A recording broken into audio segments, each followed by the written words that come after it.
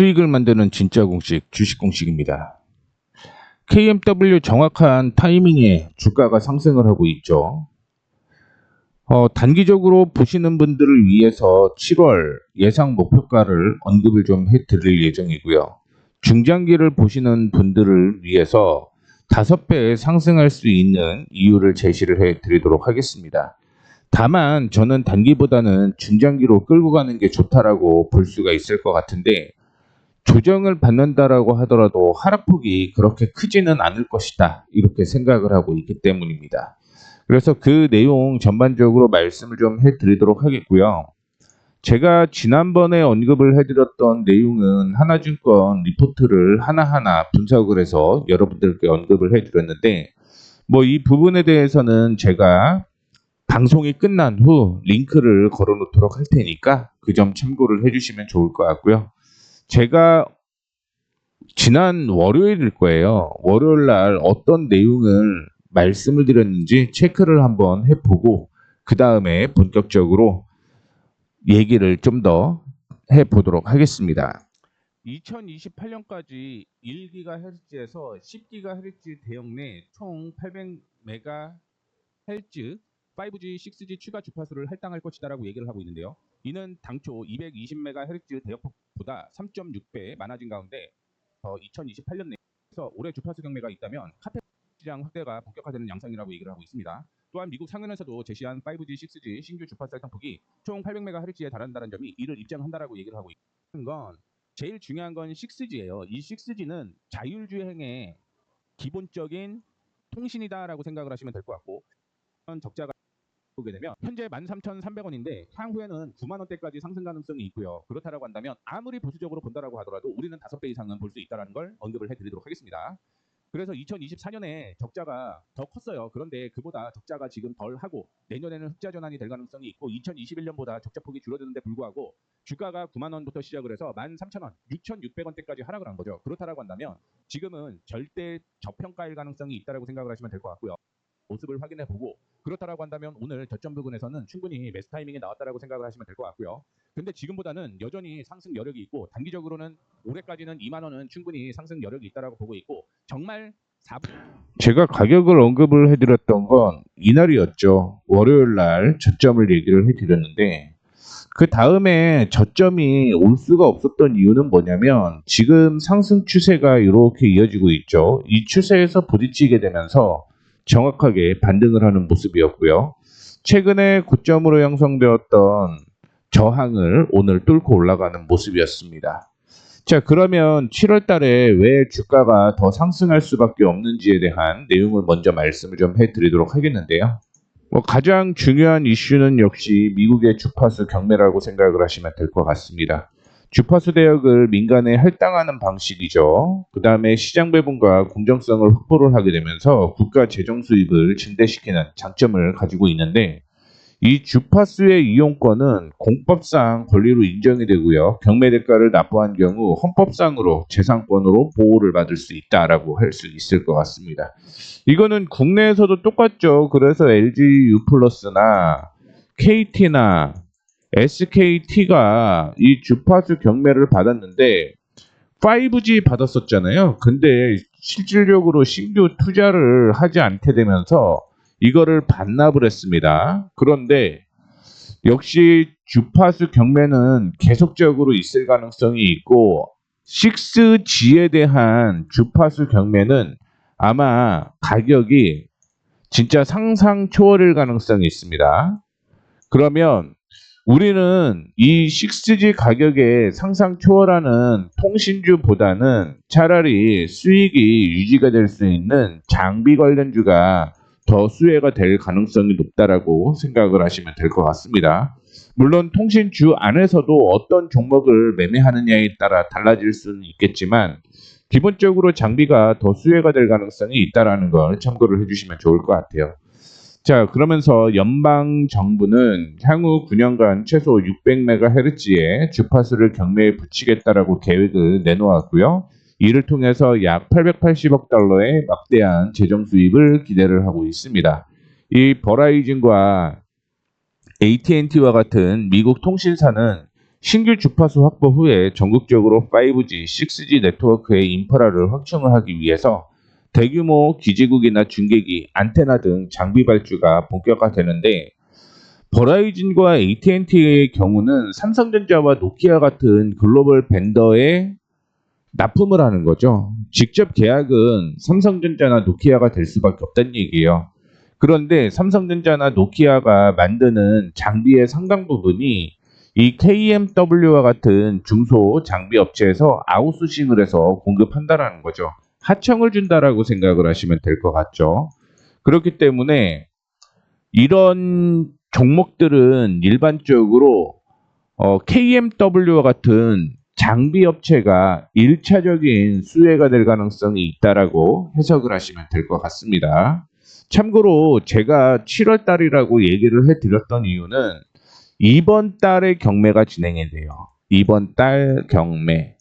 그러면 삼성전자가 수혜가 될 가능성이 있겠죠. 다만 삼성전자만 보고 매매를 하신다고 하면 당연히 주가는 안 올라갈 가능성이 있어요. 반도체에 대한 이슈 때문에. 대신 삼성전자가 수혜가 된다라고 하면 KMW가 당연히 추가적인 수혜가 될 수 있다라고 생각을 하시면 될 것 같습니다. 자, 그 다음에 이 주파수 경매뿐만이 아니라 그 다음 내용이 굉장히 중요한 사항이다라고 생각을 하시면 될 것 같은데요. 중국의 제재가 이어지게 되면서 반사이익을 거둘 가능성이 굉장히 높다라고 생각을 하시면 될 것 같습니다. 미국 정부에서는 중국 통신장비 업체 화웨이나 GTE 등 제재가 이어지고 있죠. 이에 따라서 미국 통신사들은 한국산 장비와 부품을 대체 수준으로 채택을 할 가능성이 높다라고 볼 수가 있을 것 같습니다. 이 때문에 미국 정부에서는 중국산 장비 교체를 위해서 30억 달러 이상의 예산을 편성을 했고요. 미국 연방통신위원회 역시 49억 8천억 만 달러의 추가 예산이 필요하다라고 추산을 했는데, 이렇게 되면 거의 80억 달러죠. 80억 달러면 제가 기억하기로는 거의 5조가 넘는 가격으로 알고 있습니다. 시장 규모가 어마어마하다라는 걸 확인을 해볼 수가 있을 것 같아요. 그리고 그동안 화웨이나 GE에서 수입이 안 된다라는 거잖아요. 그렇기 때문에 이 내용은 거의 국내 수혜일 가능성이 있다라는 걸 참고를 해주신다라고 하면 당연히 7월뿐만이 아니라 향후에도 수혜가 될 가능성이 높다라고 봐야 될 것 같습니다. 오늘이 2025년 7월 9일인데 오늘 단기 급등을 해서 내일 굉장히 중요한 날이 될 수가 있겠다라고 보시면 될 것 같습니다. 조정을 조금 받을 수도 있겠다라고 생각을 하고는 있습니다만 그 조정이 2% 정도도 안 돼요. 제가 예상하기로는 14,300원까지 오면 땡큐고, 만약에 그렇지 않는다라고 한다면 단기적으로 주가를 제가 보고 있는 건 17,000원대까지 보고는 있습니다만, 이 주파수 경매가 만약에 삼성전자를 통해서 한국적으로 진행이 된다라고 하면 7월 한 달 동안은 거의 19,200원, 300원에서 2만 원대까지 될 가능성이 있습니다.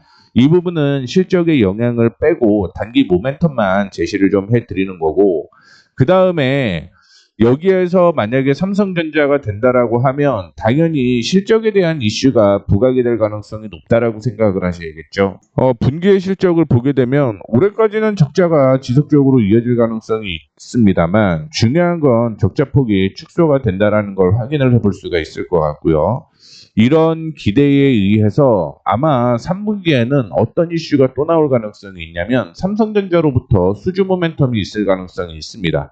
그렇다라고 한다면 적자라고 하더라도 이거는 큰 무리는 없다라고 생각을 하고 있습니다. 특히 4분기부터는 턴 어라운드 되기 때문에 3분기에도 4분기에도 상승은 계속적으로 이어질 가능성이 있다라고 보고 있고, 주가는 당연히 2026년에 본격적인 랠리가 이어질 가능성이 높다라고 생각을 하셔야겠죠. 왜냐하면 2020년 이후로 이렇게 대규모 상승이 있었던 적이 없었거든요.